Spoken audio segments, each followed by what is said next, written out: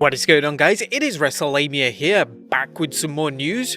Join us now as Wrestlelamia looks at the wildest news stories and rumors you need to know, including an Alberto Del Rio update, AJ Styles has heat with Paul Heyman, Kofi Kingston blames this WWE superstar for his sunken chest. Just how is the WWE going to take out a superstar's eye? Sonya Deville wants a men's championship, and much more. Be sure to subscribe and hit that notification bell for daily wrestling videos. But now let's hit the intro and get straight into the news.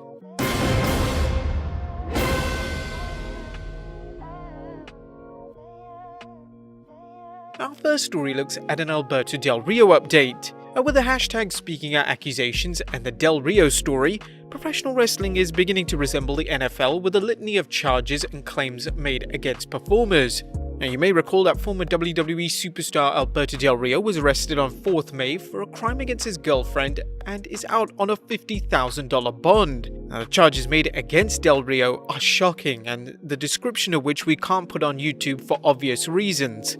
Now, PW Insider reports that the case has not gone to grand jury, but Del Rio has hired a team of defense attorneys. As always, we will continue following this. Next up, AJ Styles has heat with Paul Heyman. AJ Styles' move from Raw to SmackDown surprised some fans, and as often happens, rumors began to fly as to why the Phenomenal One jumped from the red brand to the blue brand. One was that Styles was furious with Raw Executive Director Paul Heyman for letting Styles' friends Carl Anderson and Luke Gallows go. A second story is that Styles was somehow bullied off the show. Now, the details are sketchy, but Styles took to his Mixer stream to address the rumor and innuendo. But there were some rumors going around that AJ Styles left Raw to go to SmackDown because he was being bullied. That may be the dumbest thing I've ever heard. I mean, I'm a grown man. If there was some bullying going on that upset me enough to leave Raw and go to SmackDown, I would handle it. While Wrestlelamia doubts if that's the dumbest thing Styles has ever heard of, after all, it's been told that Styles believes in the Flat Earth theory, it's clear he's hot about these rumors. Styles went on to discuss the situation and noted that the Good Brothers will soon be able to address what actually happened.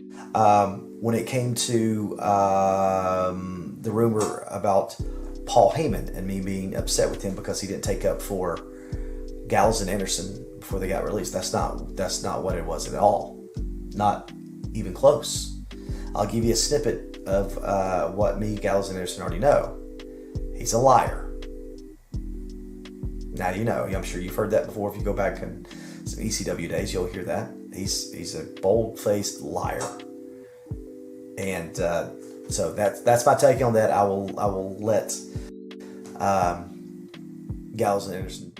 The latest word is that the 18th July is the date when wrestlers who were released on 15th April, aka Black Wednesday, will be able to discuss their time in the WWE.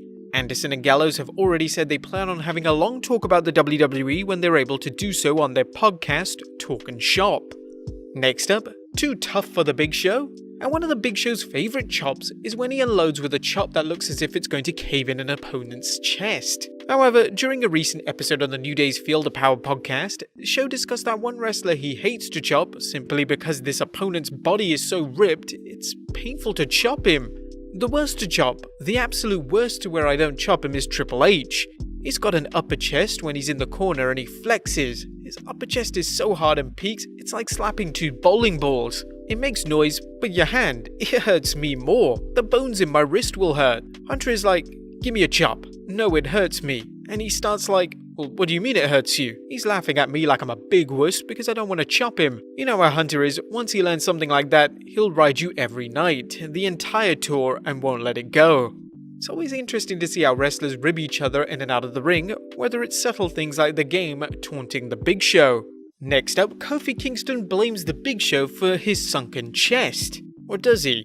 Speaking of the Big Show's legendary chops, he discussed how he uses chops to let the opponents know how he feels about them, with opponents on his hit list walking away red, bruised and bleeding, and others getting a lighter chop that stings but is otherwise extremely worked. Kofi went on to say that the Big Show's heavy-handed, no pun intended, chops changed him forever early on in his WWE career. You were talking about the reason for people getting hard chops, and it's based on kind of like their attitude. And I wish you would have told me that back in 2009 because I debuted in 2008, and you'll remember I had a nice full chest. My chest was popping, do you know what I mean? I do go to do a push-up and my chest hits the ground, do you know what I mean? I had a real-life chest. And then I ended up having a match and I got chopped so hard in the chest, and my chest has never been the same since. As entertaining as the story sounds, Wrestlelamia reported on what actually happened to Kofi's chest in a 2019 video about wrestlers with physical anomalies. While some fans have speculated that Kofi has pectus excavatum, he clarified things in a 2019 tweet. A lot of people think I have pectus excavatum or concave chest. Not true, my sternum is not concave at all. Rather, my pectoral muscles connect from closer to the sides of my sternum rather than the center of my sternum. Of course, Kofi will continue having fun with the Big Show explanation, and Show seems to be on board in keeping the myth up. Next up, how is the WWE going to take out a superstar's eye? The WWE's bizarre eye for an eye stipulation for Seth Rollins and Rey Mysterio's match at Extreme Rules has fans wondering how the WWE will actually show the winner plucking the loser's eye out. While wrestlers have been asked to work some crazy spots in the past, the stipulation goes far beyond the call of duty. While they won't be asking Rollins or Mysterio to take one for the team, it intends to create the illusion of the loser's eye being taken out by utilizing CGI technology. It's believed that Seth vs Rey match, as well as the Bray vs Braun match, will be cinematic matches. We just wonder how long this kayfabe will be kept up in WWE. Either Rey or Rollins might not have an eye this year, but next year it might magically reappear, just like they did with Jake Roberts. Next up, who will face Matt Riddle at SummerSlam?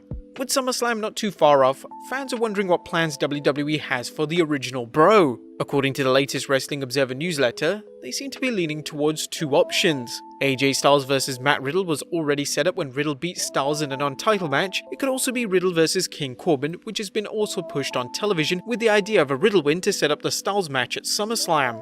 Matt Riddle is currently dealing with the #SpeakOut accusations made against him by his ex-girlfriend, so you can be certain plans could change depending on what happens with the accusations. If those accusations prove baseless, don't be surprised to see Corbin vs Riddle at Extreme Rules. Riddle vs Styles seems like a match to save when the WWE is able to run live shows in front of audiences, but whether or not the company has the patience for this is the real question.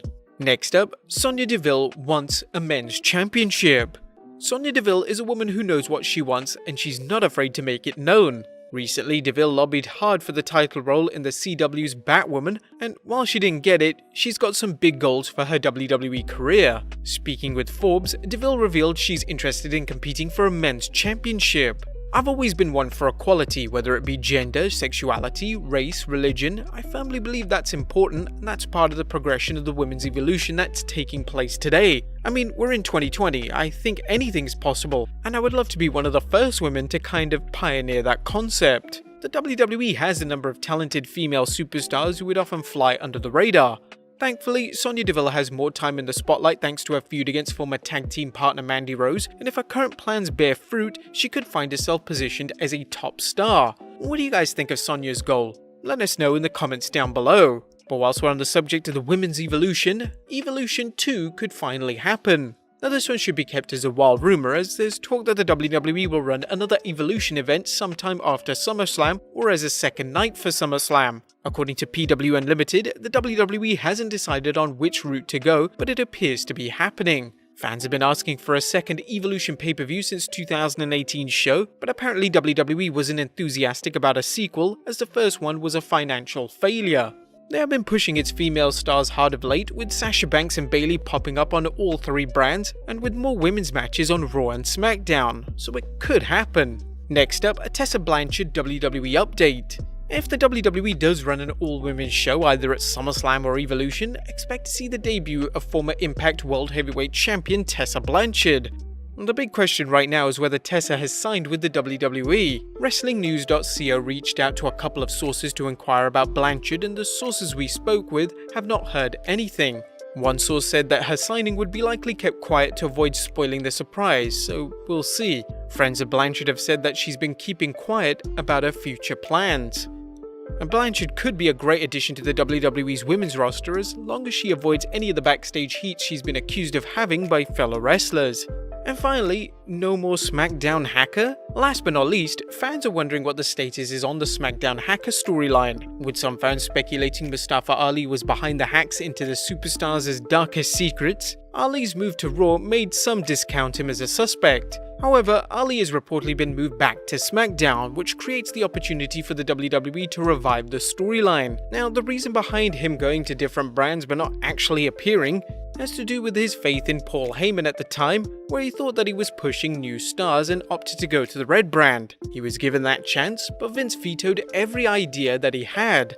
Ali felt that he was in a state of limbo, as he hasn't appeared on television for some time. Since he's well liked backstage, it's believed that he requested to go back to SmackDown, which could give into the idea that he is the hacker. Now, WWE is leaving money on the table if it abandons the hacker storyline and missing out on a chance to give Ali a get over with this identity.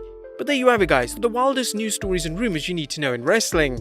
What do you guys think of these stories and rumors? Let us know in the comments down below, subscribe if you haven't already, follow us on Instagram and Twitter, and I'll see you next time with some more wrestling content.